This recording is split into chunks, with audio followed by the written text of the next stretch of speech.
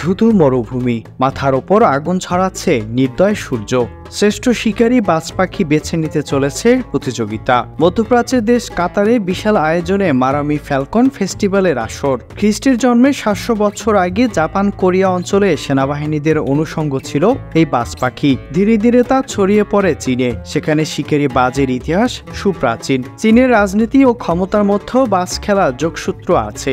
Mongolian সেনাবাহিনীতে হাজার হাজার বছর আগে থেকেই উঁচুমানের প্রশিক্ষণ হিসেবে বাজ খেলা প্রশিক্ষণে সেনা সদস্যদের দক্ষ করে গড়ে তোলা হতো। তবে কালের বিবর্তনে সেই বাজ পাখি খেলা এখন কাতার সহ আরব আমিরাত দেশগুলোতে।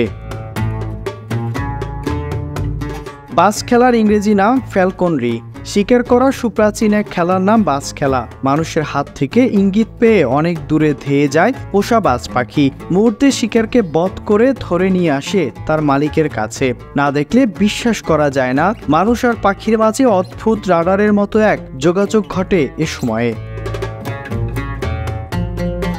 পুরোপুরি নিয়ন্ত্রকের ভূমিকায় থাকে অভিজ্ঞ ফ্যালকনরা বা বাজ পাখির ওস্তাদ প্রশিক্ষক। যে কোনো সময় তার সামান্য ইঙ্গিতে মাছ আকাশ থেকে ফিরে আসে বাজ পাখি, মালিকের হাতের ওপর বসে পড়ে, আবার পরক্ষণেই নির্দেশ পেয়ে হয়তো আবার উড়ে যায় আকাশে। বিজ্ঞানীরা জানিয়েছে এই বাজ পাখির গতিবেগ ঘন্টায় 200 মাইল। অন্য কোনো পাখি এত দ্রুত বেগে উঠতে পারে না।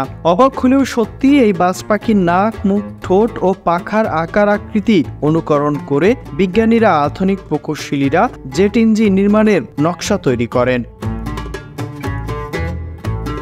Aaron Ahmed, SATV digital.